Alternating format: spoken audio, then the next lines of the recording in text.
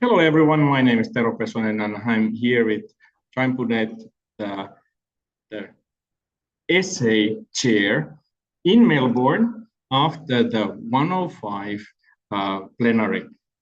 Good to have you here. How are you doing today? I'm doing very well, Tero, and thank you very much again for this session. I mean, it's always a pleasure to talk to you. Right. So in Melbourne, we have spent 5 days on the plenary. What have we learned and what has happened? Yes, I mean, we are back to Australia after, 6 years. So last time we were in Australia was September of 2018. And after COVID, this is great to be back here. We had a SA and CT and ran one of 5 meetings last week. Very intense, packed, and very busy meetings, and we made a very good progress on some of these technical discussions. What do you think were the main things, if you think of it? So in SA 105, there were 3 main working agreements. Usually the working agreements are something which is declared at a working group level when there is a working group failed to achieve a consensus. And in order to move forward, basically, the working group chair can declare a working agreements, which basically means majority is wanted to move forward with a certain way forward. And if nobody else challenges those working agreement, then they are confirmed. Now, if somebody challenges them, then there needs to be either technical vote at the plenary meeting, or we go for something like find a big compromise. So in this meeting, there was 3 main issues. One was related to a SA3 discussion on zero trust security. That is a study item that was coming for a conclusion, and the conclusions has a not consensus. So we kind of had further discussions at the plenary level, and effectively through those discussions, we found a compromise. And the compromise was that certain aspects of that zero trust security conclusions will be adopted, while further will be discussed back in SA3. And we have sent a liaison back to SA3 asking for the same. And there was another issue on energy saving that comes from a SA2 working group. Again, the consensus could not be achieved on the completion of a energy efficiency study item in SA2, and the working agreement was declared by an SA2 chair.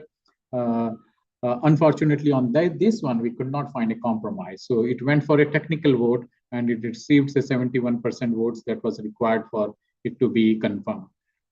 And then the last thing which required again discussion was we had these process related discussions, because some of the groups have these sub-working groups. And in this case, SA4, which is a group for media, had a 4 sub-working groups on audio, video, and another was immersive communications.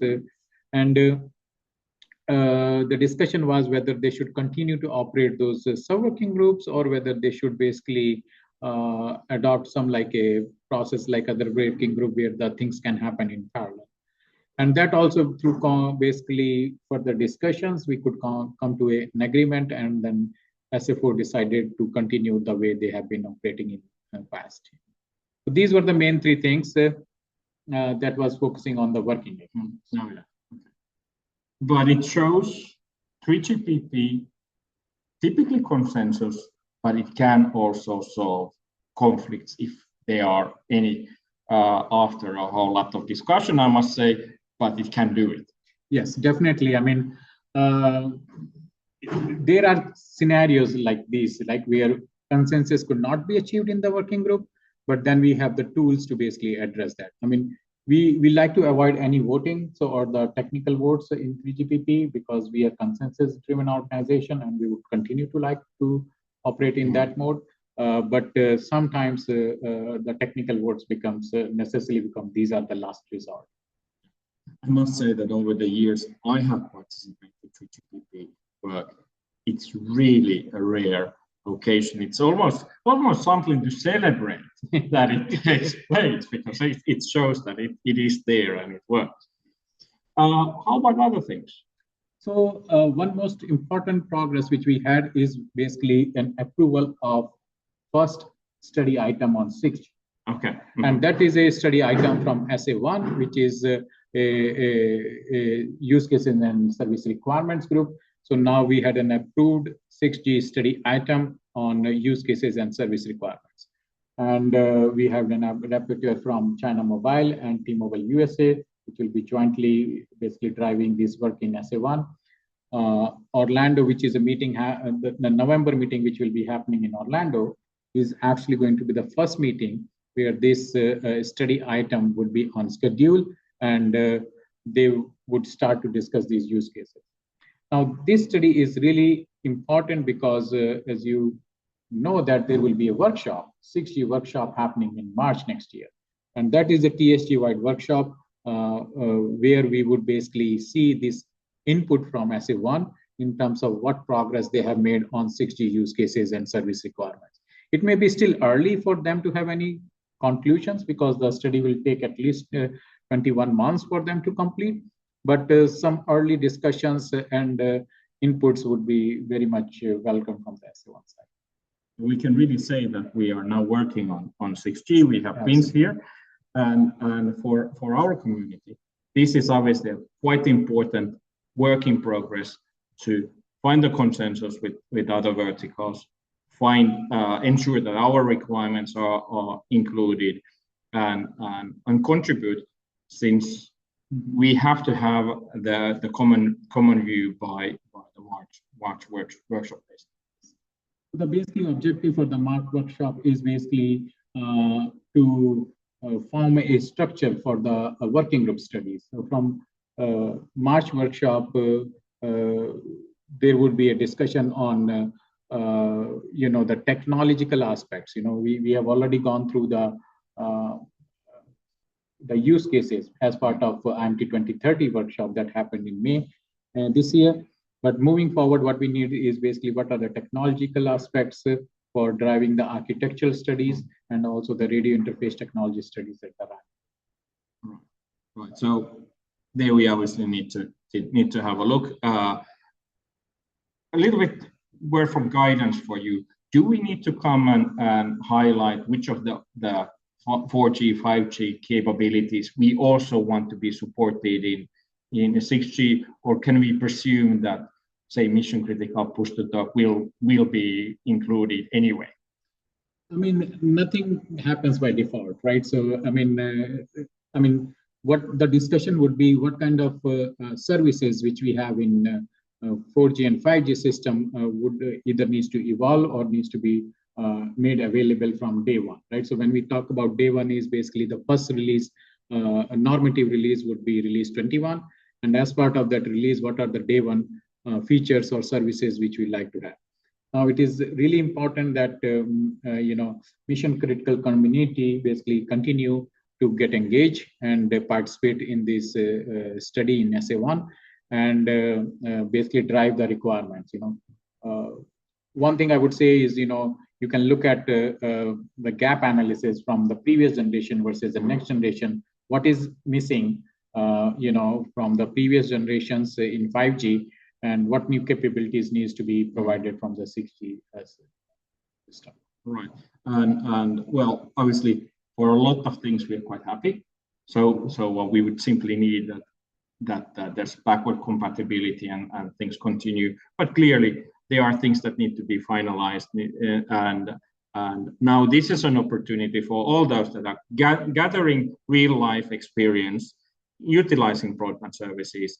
What other things that you start causing your headache? Now it's the time to come and say that, look, let's get this fixed for the 6G. In addition to the things we have been already in the May workshop highlighting that the trust is in the essence. Anything else that comes to your mind from the past? I think this is the main thing, and then there is also the study on NTN IoT that was approved, and generic IOPS that was also approved.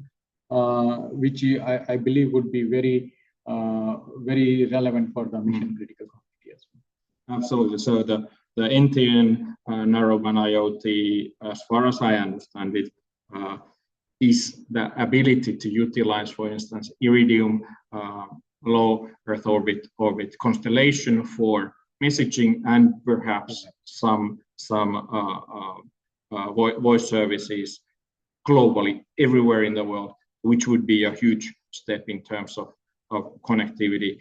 And then the general IOPS is a service to enable network to operate even if the connectivity back to the actual core has been lost, be this a deployable service for public safety, or say if it's an island where people generally communicate with each other, if the fiber is cut as the connectivity to the core, they could still continue working. So there may be quite important resilience related capabilities with this, and hopefully it proceeds as expected. Well, Madrid, we will have also workshop on 5G Advanced. Can you say something about that, since that's only 3 months away from now? Yes. So what we have in Release 20 will have 2 tracks. One track would be on 5G Advanced, because 5G Advanced started from Release 18, but it's going to continue in Release 20. So there will be certain projects that would be approved as part of 5G Advanced track. And the other, obviously, is the track on 6G studies that will happen in Release 20. Now, on the 5G Advanced, we will be having a one-day workshop in Madrid, which is in December, plenary meetings. And the discussion over that workshop will be what would be the technical content that needs to be agreed upon in Release 20 5G Advanced track. So that discussion would be very similar to what we had in Release 19, where we can identify the common themes of Release 20 5G Advanced track. I mean, SA1 is already working on certain projects, but there may be some leftover from Release 19 and things like that. So at that workshop, we'll take input into consideration to define the Release 20 5G Advanced content. All right, excellent. So looking forward to that workshop, as well as the one in March. Plenty of work for us all to do. So please contribute, and looking forward to next video session also in December after the Madrid 106 plenary. Thank you so much for joining. Thank you very much, Tero, and I look forward to talking to you again. Thank you.